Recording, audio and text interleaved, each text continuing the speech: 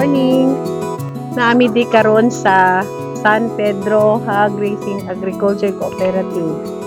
Among i-turnover ning ilahang opisina na gi-donate sa Kasanyangan Converging Institution. Nag-donate ang KCI na amounting to 200,000. Then ang ilahang labor, ang counterpart mo for almost 2 months nabuo nila ang ilang opisina. So, mao ni ilang dream na office. And currently, diri sa likod, naa diri ilang feed mill.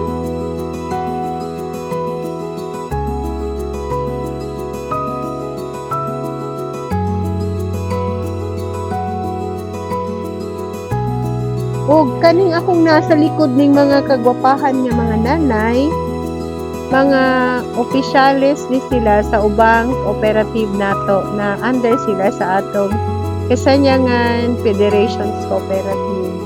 Gi-invite namo sila para ma-witness ning atong pag-turnover sa atoang opisina sa San Pedro Hog Racing Agriculture Cooperative na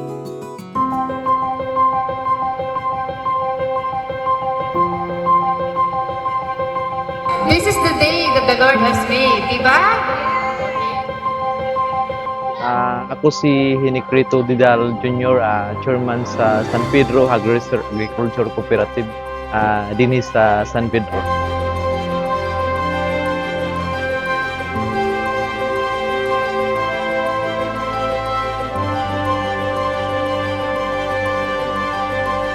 So, dako siyang difference no kay sa previous mong good, more on commodities is wala mi as financing. Sa pag-abot ni PCI, aduna na kami mga pang-finance para sa mga hayupan o sa uban pang mga raw materials para sa mga pang-livestock. Sa pagkakaroon sir, sa bagong commodities sa livelihood, kani sa tailoring, so amo pang idungagan o yung sa pay mga ikadugang na mga plano para sa paglambo para mauswag yun ang amo ang tailoring. Makailak jud ko tinuod. Happy kayo mi nga naamo karon, nakigduyog sa among pagpasalamat out turnover sa mga building kay Ma'am Mercy. Dili jud matukib ang kamay nila ni Ma'am.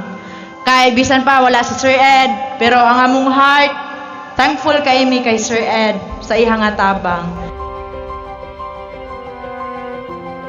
Salamat Lord God sa imong mapadayunon nga ang matag usa ka namo nining adlaw among iga-declare Lord God great blessings gikan kanimo Ginoo og nasayod kami Lord God nga wa mi mahimo sa among kaugalingon kung wala gayud ikaw ang Dios nga mo-approve niining tanan Father God. Pinaagi sa pangalan sa Amahan, sa Anak ug sa Espiritu Santo. Everybody says Amen.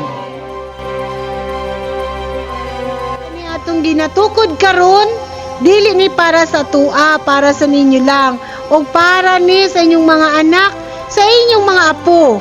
Kaya ang kooperatiba, kung mawala ta, mawala na nakanindot, pwede na to ihatag sa ilaha.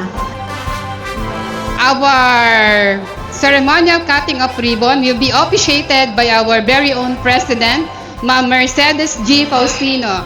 Ma'am Cathy Elumbra, to be accepted by the Chairman of the Cooperative, Sir Hinicrito Didal, and his BOD member. You are forming a company na kamulang ang tag-iya o pwede ninyo ibilin sa inyong mga anak, sa inyong mga apo.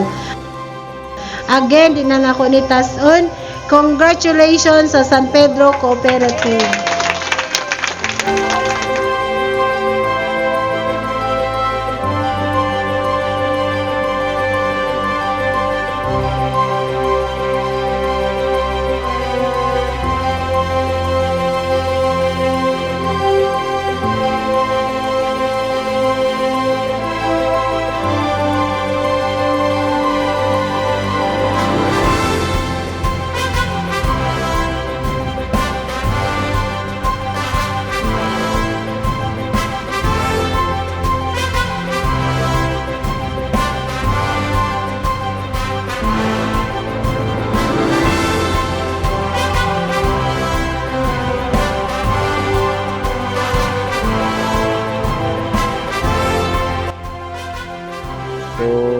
ko among pagpasalamat no kay CDI tungod nadugangan niya ang among mga panginahanglanon bisan sa tiluring sa mga pangandoy sa mga women's na mga members nga naputol sa kaning panahon.